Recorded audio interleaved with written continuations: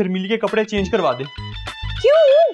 दानिया ने बिल्कुल ऐसे सूट, मतलब इसी रंग का सूट पहना है, अगर उसने देख लिया ना तो गजब हो जाएगा। तो खाना टेबल पे रखा है, खा लेना। तुम्हें अकेले डर तो नहीं लगेगा? कहो तो मैं रुक जाती हूँ। नहीं, मुझे क्यों डर लगेगा, बल्कि आप लोगों के जाने के बाद मैं कुछ देर सुकून से रह सकूंगी।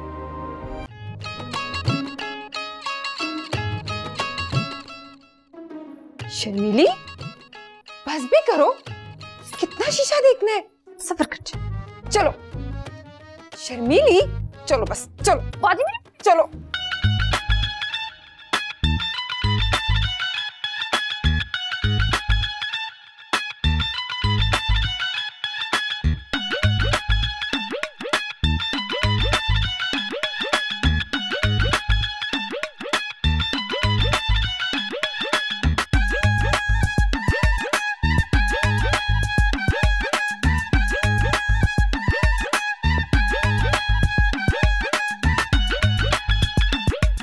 आंटी, मेरा तो बस नहीं चल रहा कि हम कल ही बारात लेके आ जाएं आपके घर। अल्लाह बाजी, हौसला तो करें। अभी ना मेरे गांव से ना गोटे वाले जोड़े भी आने हैं सिल के, शादी के लिए। अरे भाई, ऐसे मामलात में जल्दबाजी नहीं किया करते।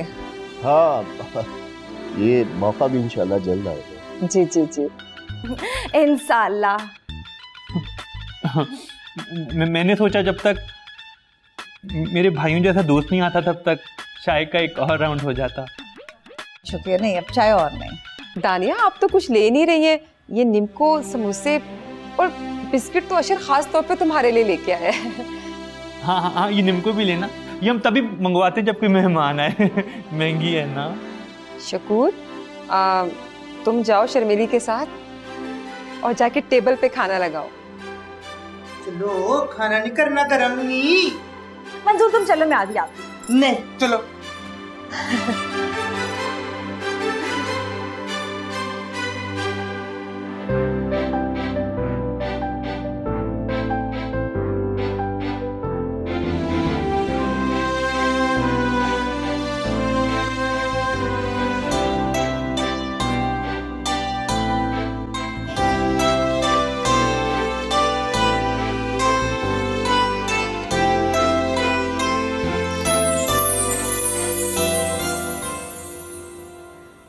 कहाँ ले आए हो तुम मुझे, और कितना चलना पड़ेगा? बस थोड़ा आगे चल के अशर का घर है। अच्छा, ज्यादा दूर तो नहीं? नहीं, बस पहुंच गए। चले। अच्छा बेटा, अब्बा में इजाजत दो, बहुत देर हो गई है। तुम्हारे दोस्त से बाद में कभी मिल लेंगे। ठीक है।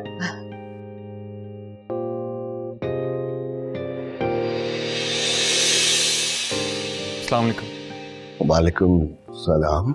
ये हैं वो मेरे वन एंड ओनली भाइयों जैसा दोस्त, और ये उनकी मामा है। अरे, ये तो आशीष, सोबिया और अहमर के दोस्त हैं। इन चारों में बहुत पक्की दोस्ती है, और ये तो अहमर के फूफीजाद भाई भी हैं। अरे वाह, इसका मतलब आप तो मेरे ससुराली रिश्तेदार भी निकले। एक्चुअली मैं आप लोगों से माजरत चाहती हूँ कि ट्रैफिक बहुत ज्यादा था, इसलिए हमें देर हो गई। कोई बात नहीं है बहन, बहरहाल जिस काम के लिए हम आए थे वो तो हो गया। आप लोगों से मिलकर खुशी हुई, इजाजत दीजिए। अस्सलाम वालेकुम अंकल। जाओ तुम अशर, इनको बाहर तक छोड़ के आओ। ओके जी, अल्लाह हाफिज। आए आप लोग, बैठे। ये लीजिए, मैंने आपके लिए गर्मा गर्म कॉफी बनाई है अपने हाथों से। रख दो, मैं पी लूं।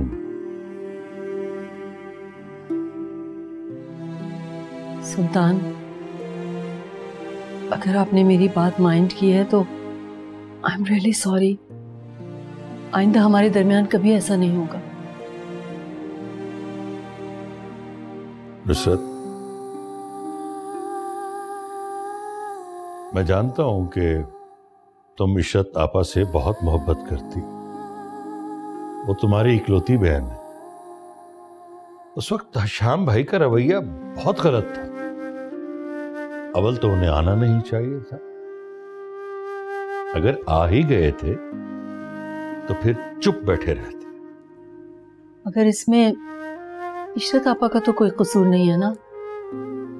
मगर फिर भी अगर आप कहेंगे तो मैं उनसे नहीं मिलूंगी।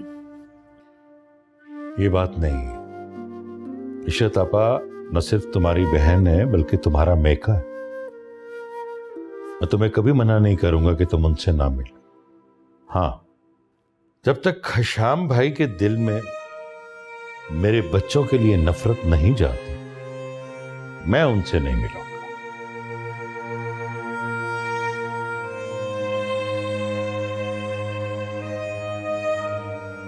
कॉफी तो पी ले।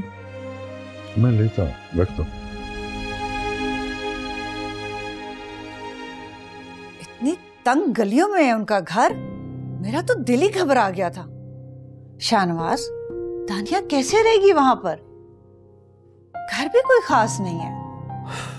ना तुम लड़का देख रही हो ना उसकी क्वालिटीज। एक बात तो बताओ, तुमने घर को दामाद बनाना या अशर को? ये ले अम्मी। शाबाश, बड़ी तलब हो रही थी। वैसे आज शर्मीली ने कितना मजे का खाना बनाया था, है ना?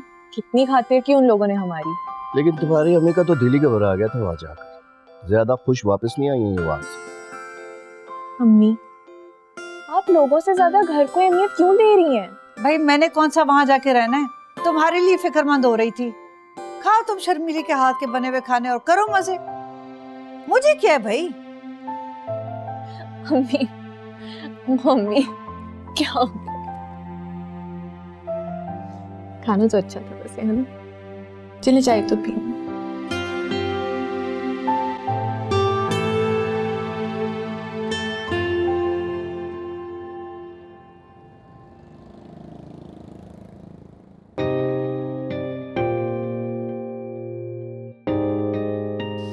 शुक्र है सारा किचन साफ हो गया।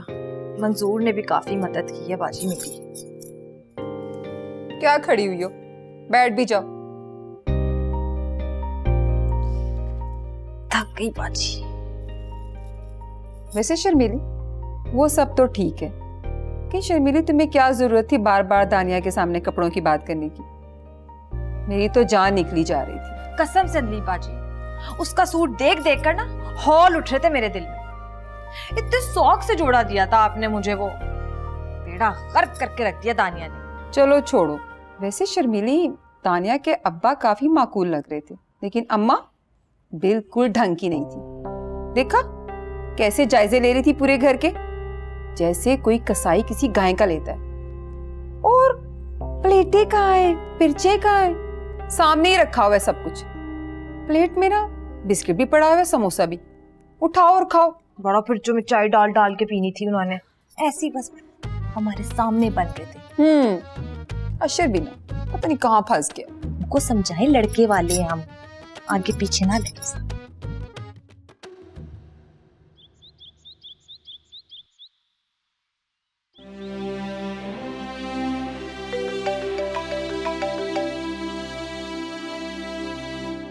जी अशर, मुझे तुमसे मिलना है दानिया। अभी? हाँ अभी। क्या हो गया अशर? कल रात ही तो हम आपके घर पे मिले। सब ठीक तो है ना? वो मैं तुम्हें मिलने पे बताऊंगा। तुम बस ऐसे करो, अपने घर से बाहर आ जाओ। मैं तुम्हारे घर से थोड़े फासले पर खड़ा हुआ। क्या? आप घर के बाहर खड़े हुए? हाँ जल्दी। ऐसी भी क्या इमरजेंसी थी अशर? अच्छा 2 मिनट रुके, मैं आ रही हूँ, ठीक है?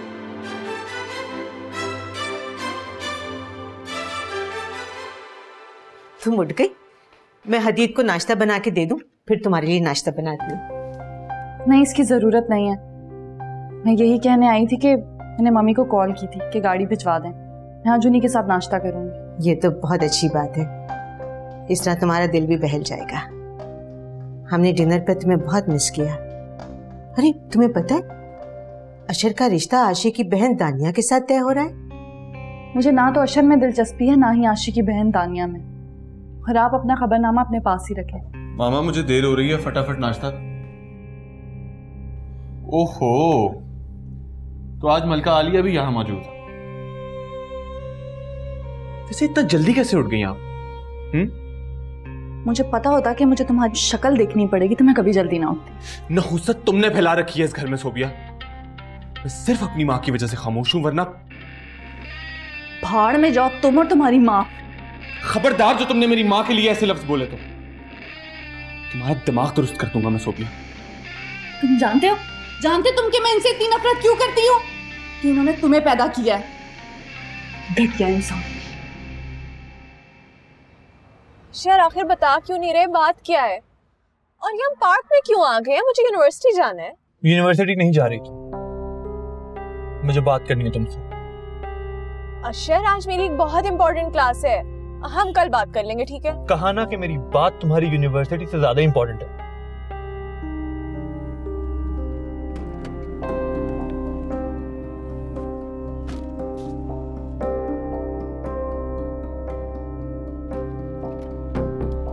आओ आराम से बैठकर बात करते हैं। हदीद, नाश्ता तो करते जाओ बेटा, चल। मामा आखिर चाहती क्या है आप? वो हद से आगे बढ़ती जा रही है और आप फिल्मी माओ की तरह उसकी हर बदतमीजी सह रही हैं और मुझे भी इस बात पर मजबूर कर रही है कि मैं उसकी हर बदतमीजी सहूं। इसी में हम सबकी बेहतरी है। सारा मामला ठंडा होने दो, आहिस्ता आहिस्ता सब लोग नॉर्मल हो रहे हैं। हालात से थक हार कर सोबिया भी समझौता कर लेगी। मुझे ऐसा नहीं लगता। देखो हदीद, पहले भी तुमने जज्बात में आके संगीन कदम उठाया था, लेकिन अब खुदा का वास्ता है सोच समझ कर चलो। अगर तुम्हारी ज्यादती के बारे में सोबिया ने सबको बता दिया ना, तो पूरे खानदान में हलचल मच जाएगी, बहुत सारे लोग इसमें शामिल हो जाएंगे। तुम्हें ये बात समझ नहीं आ रही? लेकिन जो भी हो, मैं उसको अब आपके साथ बदतमीजी नहीं करने दूंगा। हदीद, इस लड़के को मैं कैसे समझाऊं? ये लो सोबिया, अपने हाथों से बनाकर लाई हूँ तुम्हारे लिए कॉफी। तुम्हें और तुम्हारे डैडी को मेरे हाथ की कॉफी हमेशा से पसंद है। आज डैडी जल्दी ऑफिस चले गए। मुझे तो था कि आज मुलाकात हो जाएगी उनसे। हाँ, आज उनकी एक बहुत इंपॉर्टेंट मीटिंग थी। वैसे सोबिया, मैं तुम्हें रात तक जाने नहीं दूंगी, बल्कि मैं तो सोच रही हूँ कि हदीद को कॉल करके बुला लूं, वो भी ऑफिस के बाद यहीं आ जाए। फॉर गॉड सेक मम्मी, क्या जरूरत है उसे यहाँ बुलाने की? मैं पूरा दिन आप लोगों के साथ सुकून से गुजारना चाहती हूँ। सोबिया, मेरी तरफ देखो, मुझे बताओ, तुमने सारी दुनिया से टक्कर लेकर हदीद से शादी की थी। अब ऐसा क्या हो गया कि तुम यूं बेजार बेजार रहने लगी हो उससे? मैं तो पहले से तुम्हारी गिल्ट समझ रही थी। मम्मी, दाव भी दे अशर, क्या सस्पेंस फैलाया हुआ आपने? दानिया, आज अंजलि पापा आ रही हैं तुम्हारे घर पे। आज? क्यों, सब खैरियत तो है ना? दानिया, बस मैं चाहता हूँ कि अगले हफ्ते हमारी शादी हो जाए और तुम रुखसत होकर मेरे घर आ जाओ। क्या कह रहे हैं आप? अगले हफ्ते? ऐसा कैसे हो सकता है? देखो, अगर तुम जानना चाहती हो तो फिर सुनो। अशर, क्या हो गया है? क्या बात है, मुझे बताएं, मेरा दिल बैठ रहा है। याद है वो डाकू तुम्हें जो शॉपिंग मॉल में मिला था? उसने अपना नाम फयाज बताया था ना? हाँ, वो जब घर आया था ना अपने साथी के साथ, तो उसका साथी भी उसको फयाज के नाम से ही पुकार रहा था। तो वही तो बताना चाह रहा हूँ। फयाज मेरे दोस्त के मोहल्ले में रहता है। मैंने अपने दोस्त को उसकी मुखबरी करने का कहा। उसने बताया कि फयाज के ग्रुप का एक लड़का है दानियाल से पता चला है कि वो किसी लड़की से इंतकाम लेने के बारे में सोच रहा है, और ये वही लड़की है जिसने उसको जख्मी किया था, यानी कि तुम। क्या? तो अशर, आप पुलिस को इन्फॉर्म करें ना। आप क्या शादी की बात लेकर बैठ गए हैं? दानिया, तुम इन अबाश लड़कों को नहीं जानती, और दूसरी बात तो ये है कि वो जमानत पे रिहा है, वो भी किसी बड़ी सोर्स के जरिए। और जब मेरे पास उनके खिलाफ कोई सबूत है ही नहीं तो पुलिस कैसे गिरफ्तार करेगी उन्हें?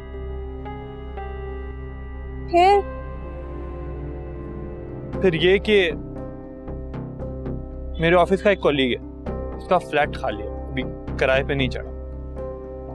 तुम अपने माँ बाप के साथ वहां शिफ्ट हो जाओ। हमारी शादी के बाद हमारे माँ बाप वापस अपने घर चले जाएंगे, तुम मेरे घर आ जाओगी और इतनी देर में मैं फयाज के बारे में कुछ ना कुछ तो कर ही लूंगा। चलें आप शाम को आके अब्बा से बात तो करें,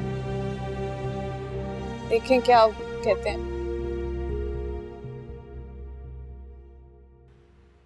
तानिया तुम फिक्र मत करो, मैं हूं ना तुम्हारे साथ, सब ठीक हो जाएगा। ठीक है, अब आप मुस्कुरा दो। क्या बात है, क्या बात है मेरी बच्ची, मुझे बताओ, कुछ मत छुपाना देखो मुझसे। मैं तो ये समझ रही थी कि तुमने जो कुछ किया है हमारे साथ, इस वजह से तुम हदीद के घर नहीं जाना चाह रही। मैं नफरत करती हूँ उससे मम्मी, शदीद नफरत करती हूँ मैं उससे। क्या हुआ है ऐसा, क्या किया है हदीद ने ऐसा? वही तो है जिससे मुझसे मेरी सारी खुशियाँ, मेरा फ्यूचर, मेरी मोहब्बत, आप लोग सब छीन लिया मम्मी, बर्बाद कर दिया हदीद ने मुझे। ये सब उसने किया है। मुझे कुछ बताओ, क्या क्या हुआ था? मम्मी आप मेरा यकीन करेंगी ना? क्यों नहीं करूंगी बेटा, मैं माँ हूँ तुम्हारी। तुम जानती हो ना, अल्लाह से इंसान की मोहब्बत को बयान करने के लिए माँ की मिसाल दी जाती है। काश तुम ये हकीकत जानती तो तुम मुझसे कुछ भी ना छुपाती, सब कुछ बता देती मुझे। मम्मी मैं बहुत डर गई थी, बहुत सहम गई थी मैं, मुझसे बहुत बड़ी गलती हुई, मैंने आपको कुछ नहीं बताया। खुदा के लिए मुझे बता दो सोबिया, क्या हुआ है? मम्मी जिस दिन आप लोग की फ्लाइट थी, हदीद आया। तुम्हें ये निकाह करना होगा, और अगर तुमने ना की तो रुक जाओ प्लीज, रुक जाओ। तुम ये सब नहीं कर सकते हैं। मैं इस पूरे घर को जलाकर राख कर दूंगा सोफिया।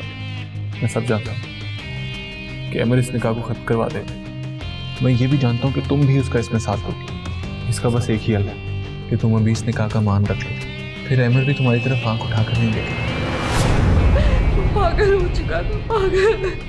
मैं बहुत डर गई थी मम्मी, मैं बहुत डर गई थी। भूल जा ऐ दिल। मम्मी आप लोग उस वक्त लंदन में थे, परेशान थे, मैंने बहुत कोशिश की आपको सब बताने की, तब तक पानी सर से ऊंचा हो चुका था, मुझे कुछ समझ नहीं आ रहा था मैं किस मुंह से आपको सब कुछ बताती। ऐसी भी क्या मुसीबत आन पड़ी है जो तुम्हें इतनी जल्दी शादी करनी पड़ी है? लड़की वालों से भी पूछना होता है, वो लोग भी तैयार हैं या नहीं? वो तैयार हैं, और आप आज शाम मेरे साथ जा रही हैं उनके घर डेट फिक्स करने। भूल जा